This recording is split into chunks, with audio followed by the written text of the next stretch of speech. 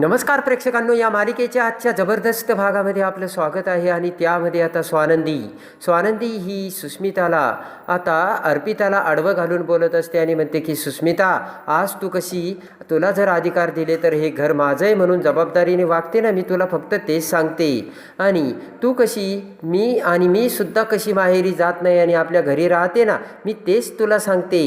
असे आता अर्पिताकडे बघत आता स्वानंदी सुस्मिताला बोलते. आणि ते ऐकताच आता अर्पिता मोठमोठ्याने रडत पळतच आता मल्लिकाकडे येते. तर आता मल्लिका म्हणते, काय गं स्वानंदी. तर आजी म्हणते की अर्पिता, तू काय लहान नाहीस आता रडायला. तर आता अर्पिता म्हणते की रडू नको तर काय करू. स्वानंदी ना खरं तेच बोलली. आणि आता आजी म्हणते की मला काही सांगू नको, मी जाते माझ्या रूममध्ये. तर मल्लिका म्हणते की अहो आई थांबा ना. आणि मल्लिका म्हणते की तुम्ही तरी स्वानंदीला समजावून सांगा. तर आजी म्हणते की स्वानंदीला समजावण्याचा प्रश्नच येत नाही आहे, कारण ती काहीच चुकीचं बोललेली नाही आहे. आणि आजी म्हणते की आता जे काही करेल तो माझा पिंट्याच करेल. आणि आजी रागाने आता बेडरूममध्ये जाते. इकडे आता कंपनीमध्ये समर हा अंशुमन सोबत आता कंपनीच्या कामकाजाविषयी बोलत असतो. आणि इकडे आता लगबगेने आता धावत पळत आजी आता बेडरूममध्ये येताच आता आजी ही समरला फोन करते. आणि इकडे आता समर त्याचा मोबाईल बघतो आणि म्हणतो आजीचा फोन. आणि समर फोन उचलतो आणि म्हणतो बोल ना गा आजी. तर आजी म्हणते की पिंट्या, अरे कामात आहे का रे. समर म्हणतो की बोल ना गा आजी, सगळं ठीक आहे ना. आणि तुझा आवाज असा काय येतो. तर आजी म्हणते की पिंट्या, अरे ना इकडे थोडी गडबड झाली. समर म्हणतो काय झालं. स्वानंदी मॅडम ठीक आहे ना, आणि तुझी तब्येत बरी आहे ना. आजी म्हणते की अरे मी बरी आहे, पण इकडे ना ही अर्पिता तिची बॅग वगैरे भरून पुन्हा आपल्या घरी राहायला आली. तर समर म्हणतो काय, आपण तिला सांगितलं होतं ना पुन्हा यायचं नाही म्हणून. तर आता आजी म्हणते की ती स्वतःहून नाही आली रे, म्हणजे सुस्मिताने ना तिच्या अधिकाराचा वापर करून तिला बोलावून घेतलं आहे. आणि आता स्वानंदी त्यांना सगळं काही बोलते. तर आता ते स्वानंदीला तोंडावरती पाडतात. तेव्हा प्लीज तू ना या सुस्मिताच्या अधिकाराचं काहीतरी कर बाबा पिंट्या, आणि लवकर इकडे येऊन हा गुंता सोडव. आणि आता ते ऐकून आता समरला धक्का बसतो. आणि इकडे आता समोर म्हणतो की आजी तू काही काळजी करू नको, मी लगेच तिकडे येतो. इकडे आता मंदाकिनी सगळ्यांकडे बघत असते. आणि मंदाकिनी म्हणते की बोला ना, बोला आता, तुमच्या सगळ्यांची दातखिळी का बसली. रोहन, अतिरा, स्वानंदीचे बाबा आता ते सगळं शांतपणे ऐकून घेत असतात. आणि इकडे आता रोहन म्हणतो की आई तू कुठल्या गोष्टी कुठे नेऊन ते ठेवतेस. तर आदिरा म्हणते की आई आता तुम्ही बाबाचा विचार करा ना, त्यांच्या तब्येतीचा विचार करा, त्यांची तब्येत ठीक नाही आहे. आणि इकडे मंदाकिनी ऐकायला तयारच नसते. काही एक ऐकून न घेता मंदाकिनी म्हणते की अच्छा, या घरात ना फक्त मी बोलते म्हणजे माझी चूक आहे आणि तुमचं सगळं बरोबर नाही का. आता तर तुम्ही पहिला माझा तिरस्कार करत होता, आता तर सुस्मिताचा सुद्धा तिरस्कार करायला लागल्या. तर आता रोहन म्हणतो आई हे फेअर नाही बरं का. तर मंदाकिनी म्हणते नाहीच हे फेअर. आणि मंदाकिनी म्हणते की एवढी आपलं शेंडे फळ, पण त्यांनी एवढी मोठी जबाबदारी घेतली आणि तुम्हाला आनंद नाही वाटत का. आदिरा म्हणते की आई आम्हीसुद्धा सुस्मिताची कौतुक करतो आणि काळजीही करतो, आम्हाला तिची काळजी वाटते. ती सगळं बरोबर करू राहिली, पण ती ज्या बाजूने जाऊ राहिली तो मार्ग चुकीचा आहे. स्वानंदीचे बाबा म्हणतात आदिरा अगं जाऊ दे ना, पालथ्या घड्यावरती पाणी, तिला किती जरी समजून सांगितलं ना ती काय ऐकणार आहे होय. आणि इकडे आता स्वानंदीचे बाबा रोहन आदिरा आतमध्ये निघून जातात. तर मंदाकिनी म्हणते जा सगळेजण आतमध्ये निघून जा, पण आज मी तुम्हाला सांगतो माझी ना सुस्मिता आज राणी झाली आहे आणि ती अधिकाराने घर चालवते. आणि मंदाकिनी म्हणते की त्या अधिकाराचा ती योग्य वापर करणार, यामुळे माझी मुलगी म्हणून मला ना तिचं कौतुक वाटतंय. आता इकडे मल्लिका स्वानंदीला समजावू लागते. मल्लिका म्हणते की स्वानंदी अगं ऐक ना, अगोदरच या गोष्टीवरून ना आपल्या घरामध्ये खूप वाद झालेत, तेव्हा ह्या गोष्टी आपण स्वतःहूनच सोडवल्या पाहिजेत.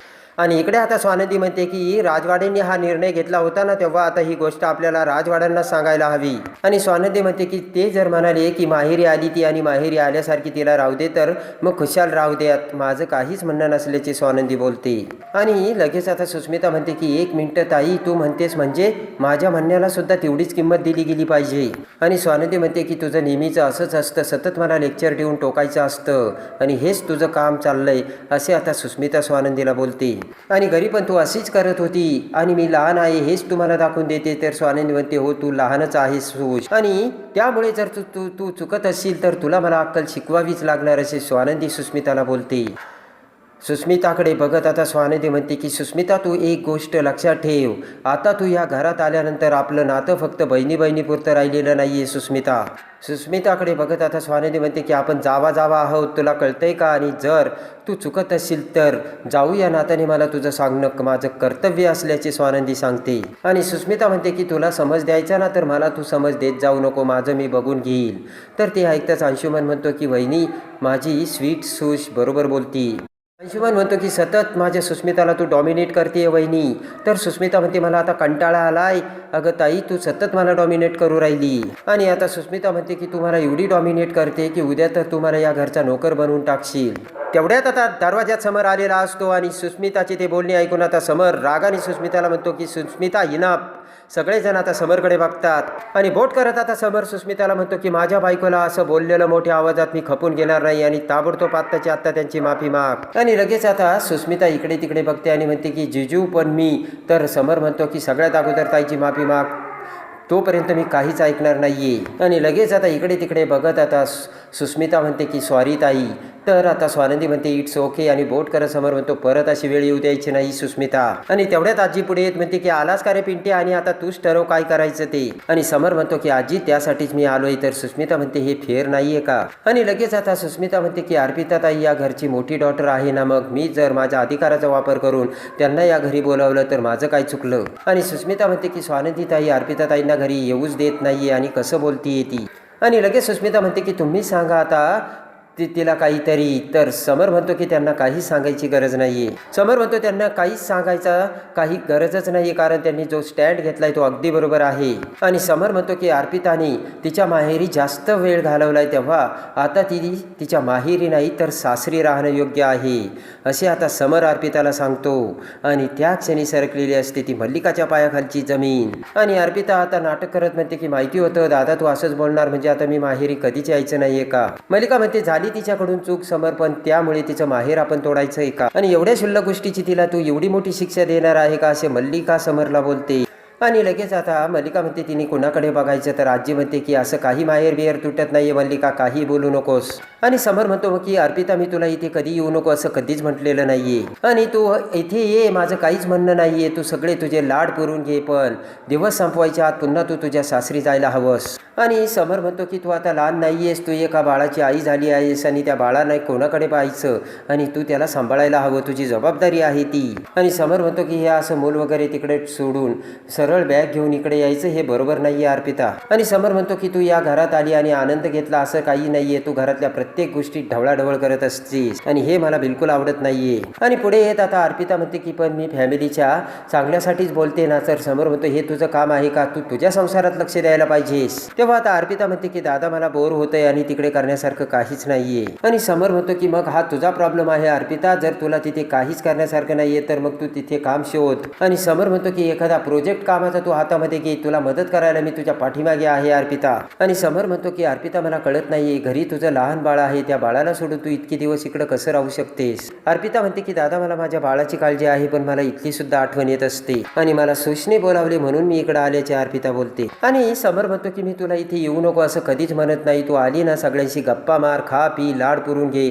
आणि परत आपल्या घरी जायचं अर्पिता. आणि समर म्हणतो 15 दिवसातून ये, 8 दिवसातून ये, आम्हाला सुद्धा बरं वाटतंय, मजा मार, पण कायमचं राहायला यायचं नाही अर्पिता तू, कारण मुलीचं लग्न झाल्यानंतर सासर हेच तिचं माहेर असतं आणि सगळं काही असतं आणि त्याच ठिकाणी आपली जबाबदारी पूर्ण करून थांबायचं असतं असा आता मोलाचा सल्ला समर आता अर्पिताला देतो.